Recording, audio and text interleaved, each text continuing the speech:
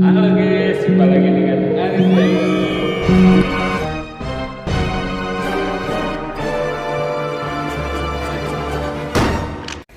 Selamat pagi sedulur Indonesia yang berbahagia.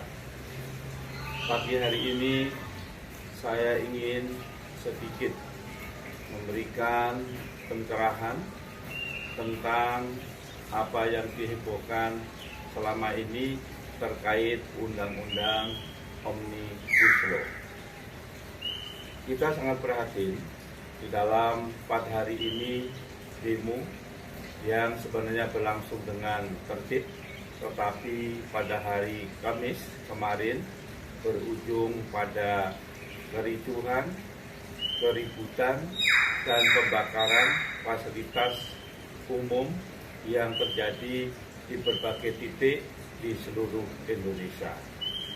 Seluruh Indonesia yang sangat berbahagia, apa sih sebenarnya Omnibus Law ini sehingga kita meributkan hingga kita saling berkonflik dan merugikan para pihak, termasuk pembakaran fasilitas umum.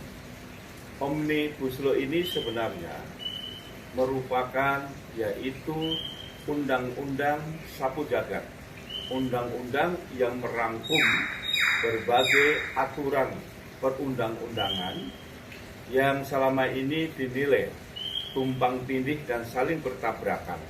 Maka keinginan pemerintah Presiden Jokowi, undang-undang yang saling bertabrakan, yang saling tumpang tindih ini diintegrasikan di dalam satu wadah, yaitu Undang-Undang Sapu Jagat atau Undang-Undang Omnibus Law. Nah, di dalam undang-undang ini merangkum banyak sekali berbagai aturan, yaitu kurang lebih 79 undang-undang yang di dalamnya terdiri dari 1244 pasal.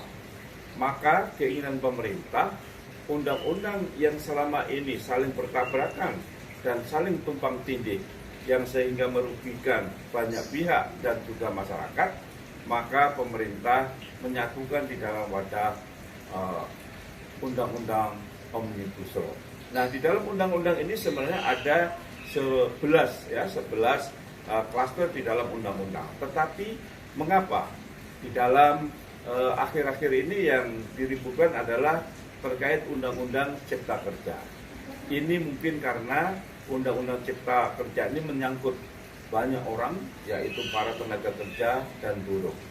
Tapi sedulur Indonesia yang sangat saya banggakan, mari kita ulas satu persatu di dalam undang-undang tersebut. Kita harus membaca lebih teliti sehingga kita akan memahami lebih dalam. Jangan sampai kita belum membaca, kemudian ada hoax yang disebarkan melalui media sehingga kita mudah terpancing dan terprovokasi. Nah, ada beberapa isu ya yang di situ merugikan masyarakat, terutama kaum buruh. Ya, yang pertama adalah yaitu dihilangkannya UMR. Nah, padahal di undang-undang itu kalau kita baca pasal demi pasal, di situ UMR tidak dihilangkan karena gubernur menetapkan UMR. Nah, provinsi. Nah, ini tetap ada. Kemudian isu kedua, dihilangkannya pesangon. Nah, coba kalau kita lihat secara teliti, tidak ada menghilangkan pesangon, tetapi disempurnakan. Selama ini di dalam Undang-Undang Nomor 13 Tahun 2003, di situ bahwa pesangon terhadap pemutusan hubungan kerja diberikan 32 kali gaji. Tetapi coba kita lihat selama ini, Undang-Undang Nomor 13 Tahun 2003 itu tidak bisa dijalankan oleh semua pengusaha atau semua pihak. Nah, hanya sekitar 7% yang bisa menjalankan bahwa pesangon 32 kali. Maka selama ini ada masukan-masukan dari pengusaha, dari kaum buruh, kemudian pemerintah mencari sebuah solusi agar antara pengusaha dan juga buruh ini sama-sama tidak dirugikan. Tentunya kaum buruh ingin mendapatkan keuntungan secara pribadi, tetapi juga pengusaha juga ingin mendapatkan keuntungan. Oleh karena itu, salah satu solusi adalah di dalam salah satu pasal disempurnakan. Jadi bukan dihilangkan, disempurnakan. Yang tadinya 32 kali, maka menjadi 25 kali. Di mana 16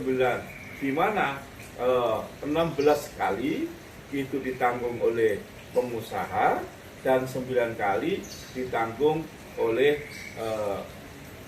pemerintah, dalam hal ini BPJS Tenaga Kerja. Nah, ini merupakan solusi. Sedulur Indonesia yang berbahagia, mari kita berpikir jernih.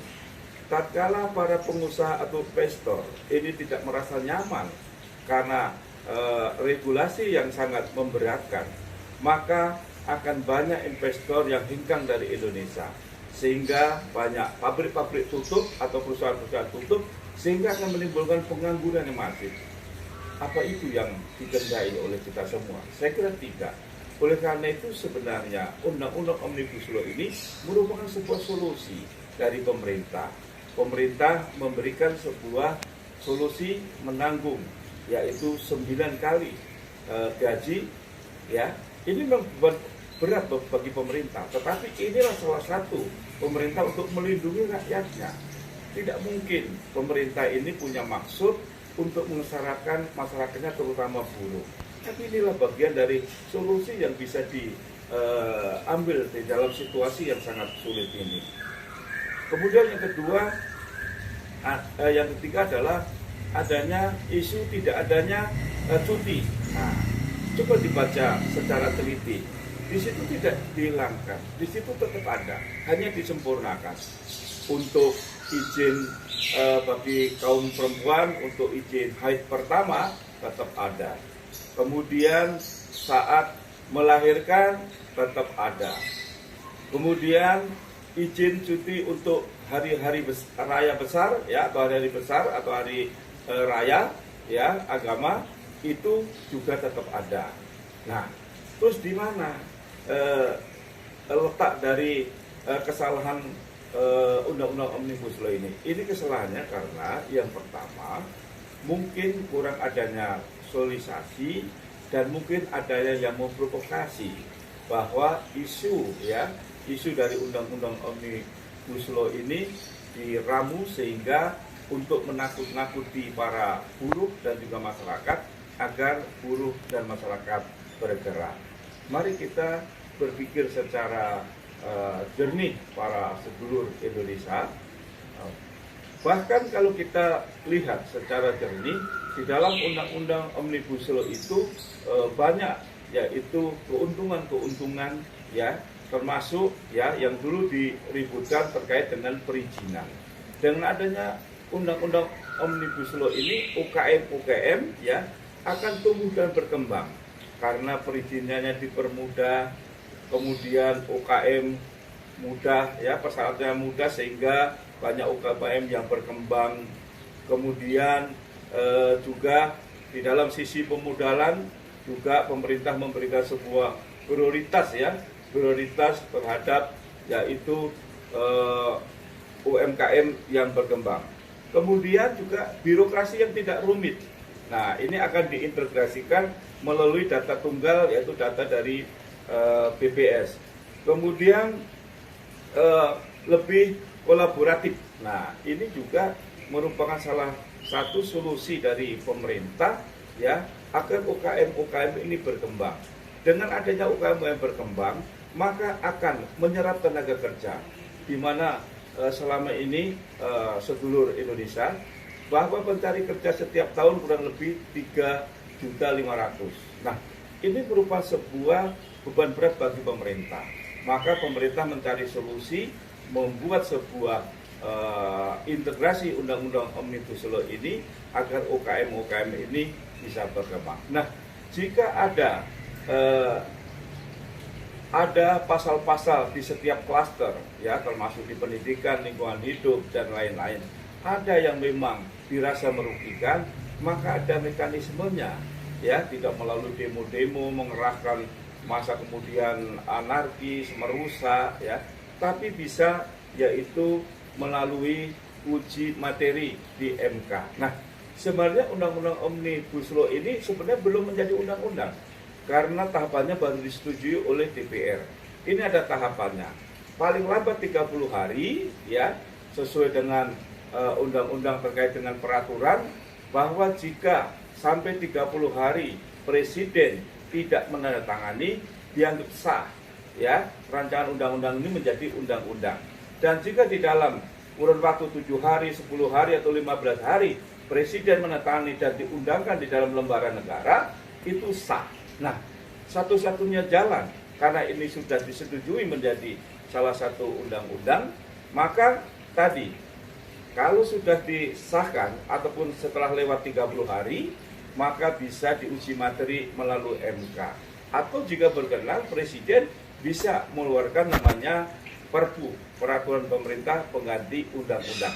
Nah, ini sebagai solusi. Nah, mari sedulur Indonesia, baik sedulur buruh dan juga mahasiswa, mari para pemimpin buruh berkumpul, datang menghadap ke pemerintah atau dalam ini Presiden untuk yaitu melakukan ajuan untuk Perpu atau ke MK untuk mengajukan uji materi. Nah, ini saya kira salah satu langkah yang memang secara konstitusional ya.